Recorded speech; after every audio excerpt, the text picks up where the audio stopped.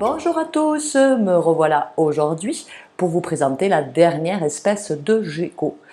Pour le moment, bien entendu, il y en a tellement que j'en présenterai bien d'autres une autre fois dans ma présentation des reptiles pour continuer à avancer et vous présenter un panel assez large de toutes les espèces qu'on peut maintenir en terrariophilie.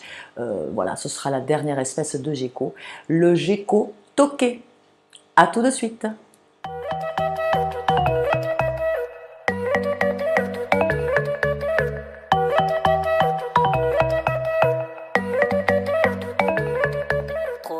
Le gecko-gecko, ou le gecko toqué, est un gros lézard qui possède, comme ses cousins, d'un étonnant sens de l'adaptation.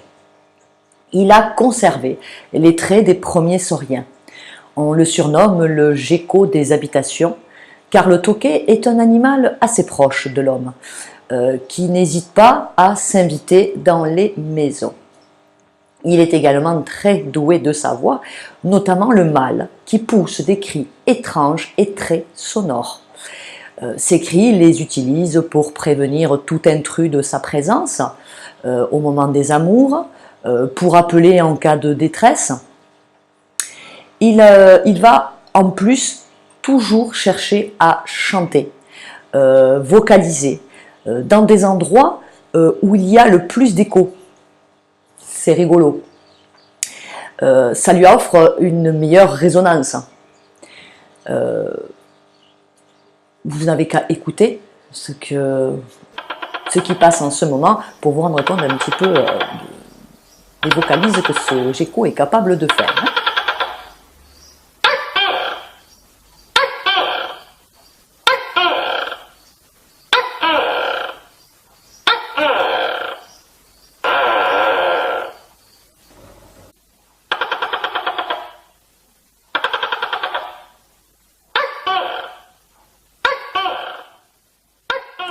Imaginez le calvaire de certaines personnes qui doivent supporter ça dans leurs habitations. Sachant que c'est un animal nocturne, donc il chante quand? Principalement la nuit. Voilà, ça peut empêcher un petit peu de dormir certains habitants. Sa taille est d'environ 35 cm pour les plus grands spécimens. Il possède un corps aplati, et sa couleur est plutôt dans les tons de gris, parsemé de petites taches brunes pour se fondre un petit peu dans son environnement. Le mâle, comme chez beaucoup d'espèces, est beaucoup plus coloré que la femelle. Il est doté d'une mâchoire puissante. Le gecko toqué est d'ailleurs réputé pour ses morsures qui sont très douloureuses. Il est également capable d'autotomie, c'est-à-dire de lâcher sa queue, qui remue comme pour tous les geckos pendant un certain temps afin d'occuper son prédateur. Et elle repousse rapidement, mais toujours pareil, beaucoup moins jolie, beaucoup moins souple, ça reste cartilagineux. Ses couleurs peuvent varier selon son humeur, la température ou le moment de la journée. Ça peut aller du gris au bleu, et les taches peuvent varier de l'orange au marron. La face ventrale, elle, reste en général crème. Il a de grands yeux dorés à pupilles verticales, étant donné que c'est un animal nocturne. Donc c'est typique pour ce type d'animal et ne possède pas de paupières mobiles. Il se lèche donc les yeux comme la plupart des geckos pour les maintenir propres. Ses pattes sont équipées des fameuses lamelles adhésives, les CT, qui lui permettent de grimper sur beaucoup de surface. Il est originaire d'Asie du Sud-Est, Thaïlande, Bangladesh, Inde, le Népal, le Cambodge, le Vietnam. Il a ensuite été introduit aux États-Unis et en Martinique, où il a été utilisé pour la chasse aux insectes, les blattes, les cafards, en particulier à New York, dans la première moitié des années 1900. Cela d'ailleurs leur fut fatal, à la plupart de ces geckos, entre la température et l'hygrométrie qui n'étaient pas du tout à leur convenance à ces geckos malgré leur adaptation, et c'est surtout la présence d'insecticides sur les proies, c'est-à-dire sur les blattes et les cafards dont ils devaient nous débarrasser, ça leur a été fatal. Ce gecko a également été utilisé en médecine traditionnelle chinoise. Il a été chassé la nuit, tué, éventré, étendu sur des tiges de bois pour être séché. Souvent réduit en poudre, il était mélangé à la nourriture ou bouilli dans l'eau avant d'être consommé pour soigner des dysfonctionnements, soi-disant de l'érection et du diabète. Ce commerce illégal a entraîné des conséquences en 2011 où un déclin de la population sauvage du tauquet a été signalé. Actuellement, seule la Chine a placé le gecko tauquet comme espèce protégée depuis 1988, car considéré en voie de disparition sur leur territoire. Pour tous les autres, rien n'a été mis en place pour les protéger. Ils ne sont même pas inscrits aux annexes CITES actuellement. Je vous laisse juger par vous-même à travers les images qui passent en ce moment. Dites non au trafic. Je suis désolée pour ce moment désagréable, mais des images sont souvent plus parlantes que des paroles ou des écrits. Nous devons lutter ensemble contre la barbarie et protégeons notre faune et notre flore. Voilà, je suis désolée, encore toutes mes excuses, mais je suis obligée d'en parler, de ce trafic qui, aujourd'hui, je vous en parle sur le gecko tauquet, mais ces trafics existent sur beaucoup d'espèces. Voilà, j'avais besoin de vous le dire afin que, ensemble, nous arrêtons un petit peu cette barbarie. Après ce petit moment désagréable, mais nul n'est censé ignorer ce qui se passe, donc je juge qu'il était nécessaire de vous mettre au courant un petit peu. Voilà, donc nous allons pouvoir aborder un autre sujet, son lieu d'habitat. Alors il vit principalement dans les forêts tropicales humides, dans les arbres étant un arboricole. En captivité, il faudra essayer de reproduire son lieu d'origine, en choisissant un terrain donc beaucoup plus haut que long, aménagé avec des grosses branches et des lianes bien fixées. Vous pouvez mettre de vraies plantes pour maintenir un bon taux d'hygrométrie, comme je vous le dis à chaque fois. De vraies plantes maintiennent un meilleur taux d'hygrométrie dans le terrarium, parce qu'il doit être également très élevé, entre 70 et 90%. Maintenant, si c'est trop de travail, je peux concevoir qu'on puisse mettre des plantes artificielles. Vous serez juste obligé de veiller un petit peu plus à apporter l'eau d'une autre manière. Voilà, pensez donc à pulvériser plusieurs fois par jour pour maintenir cette humidité. Pour la taille d'un terrarium, alors vous pouvez compter alors environ 45 sur 45 sur 60 de haut, à peu près pour un spécimen. Pour deux, comptez 65 de long sur 65 de large sur 110 de haut. Pour un couple, c'est l'idéal. Plus, c'est toujours mieux. Pensez à aménager des cachettes pour qu'il puisse se reposer la journée, étant donné que c'est un nocturne, donc il lui faut quand même des endroits où il va pouvoir se reposer et chercher l'obscurité, ce qui implique que les UVB ne sont pas nécessaires. Vous pouvez en mettre, mais ce n'est pas nécessaire, étant donné qu'il ne s'y expose pas, il sort au crépuscule en fin de journée. Mais si vous voulez en mettre, comptez du 2.0 et pas plus. Au niveau des températures, il a besoin entre 25 et 30 degrés le jour et de 20 à 23 la nuit. Vous pouvez utiliser un tapis chauffant pour chauffer le terrarium, car la journée, ils ne sortiront pas prendre un bain de soleil. Donc comme ils sont nocturnes, là où ils vont se poser, qu'ils puissent prendre quand même la chaleur donc par le sol, puisque dans la nature, le soleil va chauffer le sol, et c'est le soir quand ils vont sortir qu'ils vont aller récupérer cette chaleur. Hein. Voilà pour leurs conditions de maintien. Son alimentation. Ils sont principalement insectivores, voire carnivores dans la nature. Son menu est principalement les insectes, mais il lui arrive de s'attaquer à des jeunes serpents, éventuellement, des oisillons, des petits reptiles, y compris ceux de son espèce, hein, et des petits mammifères, style petites souris. Voilà.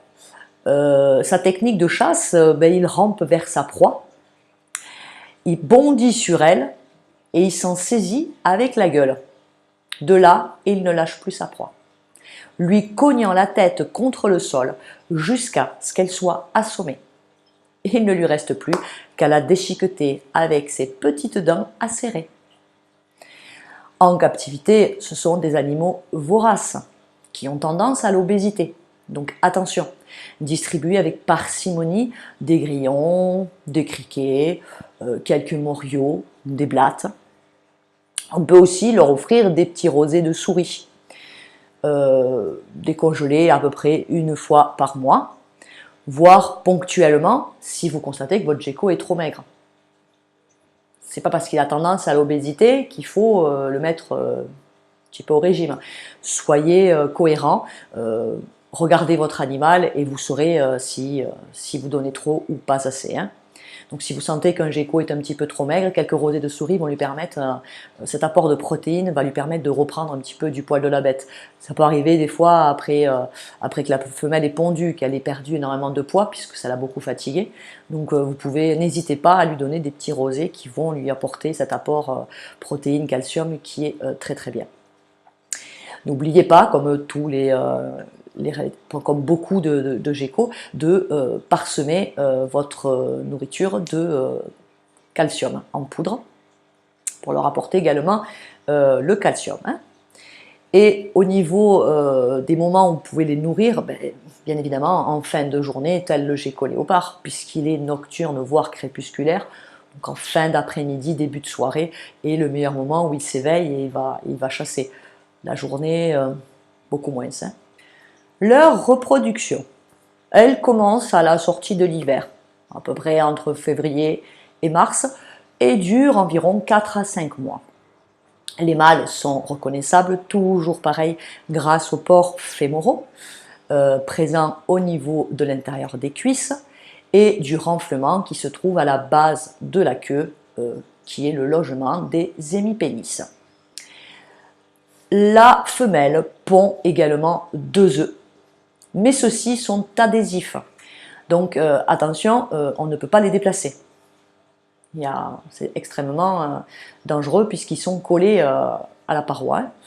Et de plus, il faut savoir que le couple a la particularité de protéger les œufs.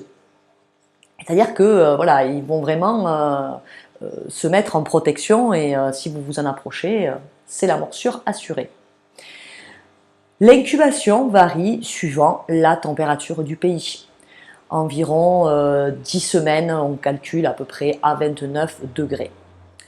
En captivité, donc, vu qu'ils sont adhésifs, ne les déplacez surtout pas, à moins qu'ils soient sur une décoration, une feuille ou une petite décoration que vous pouvez retirer, hein, mais sinon n'essayez pas de décrocher les œufs qui sont bien accrochés. Hein.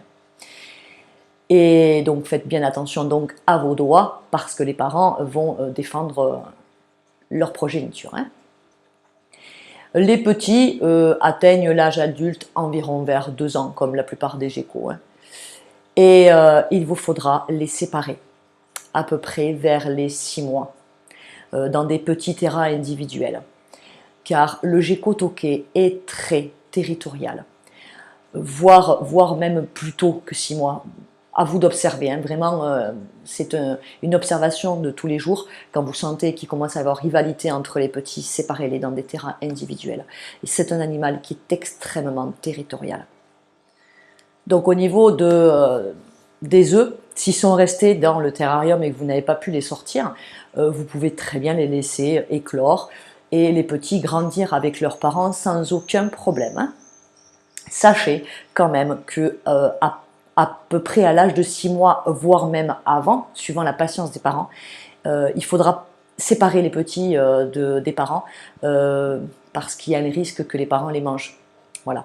Au tout début, ils n'y toucheront pas et arrivé à une certaine période, il y a le mâle peut devenir territorial et attaquer ses propres petits. Voilà. Si ils ont été sortis, ils ont été en incubateur, vous pouvez très bien faire grandir les petits avec leurs parents ou dans des terras individuels. Donc on en vient tout naturellement à la cohabitation. Donc niveau cohabitation, il est difficile de les faire cohabiter, à part en couple.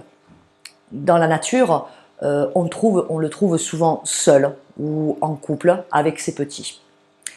Alors, sachant que dans la nature, les jeunes se font chasser du territoire par leurs parents.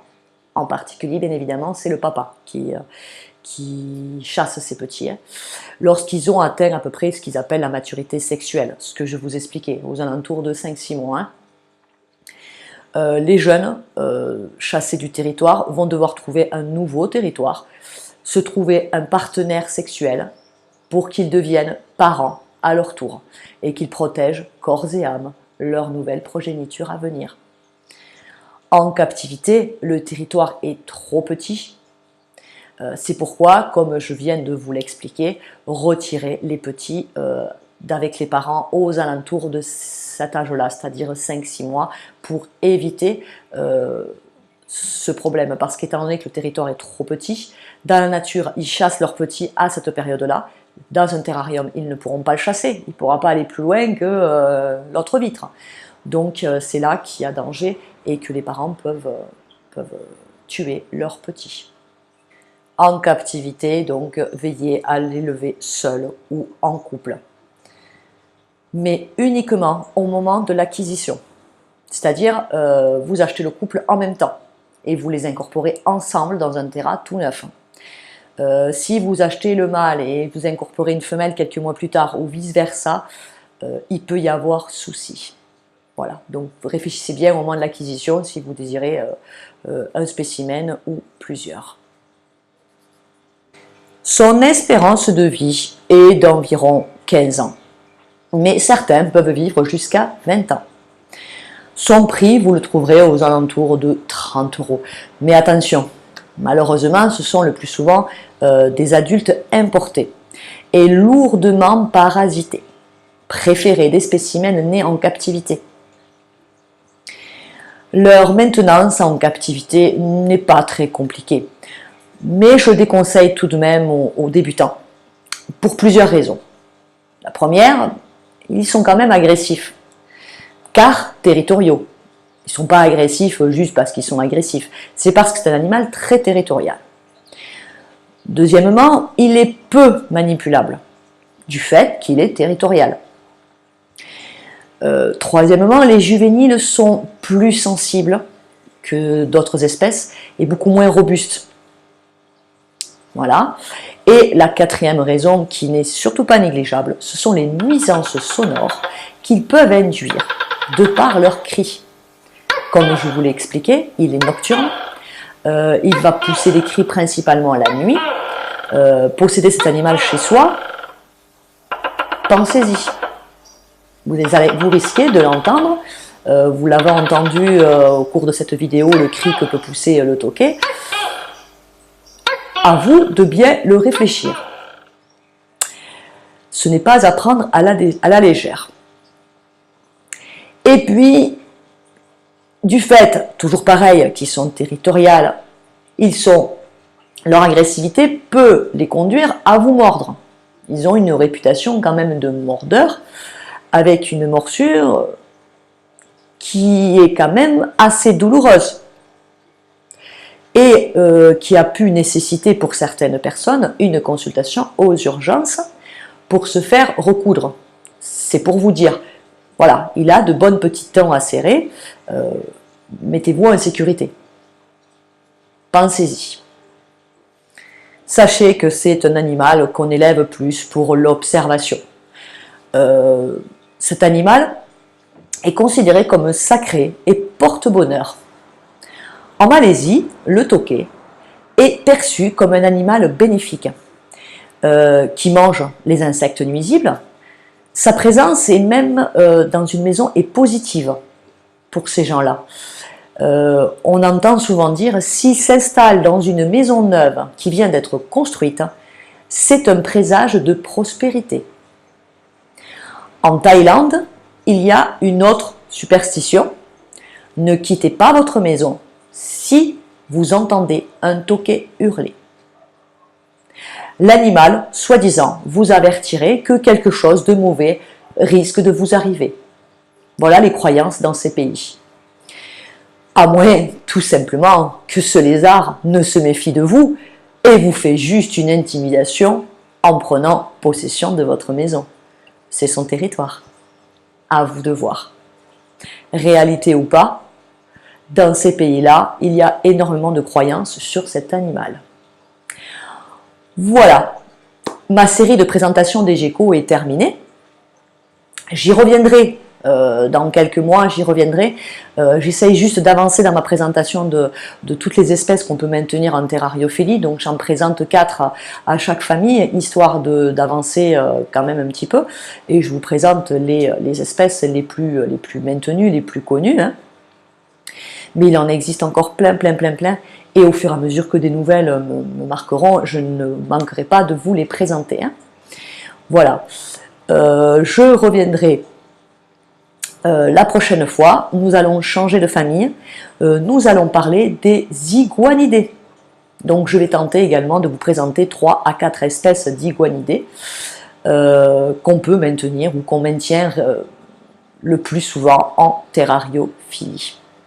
Je vous remercie à vous de me suivre. Surtout, n'hésitez pas si vous avez des demandes particulières, si vous souhaitez que je me change la façon dont je présente, si vous attendez autre chose de mes vidéos, vous avez les commentaires, n'hésitez pas. Sur ce, je vous dis à très bientôt pour de nouvelles vidéos. Au revoir.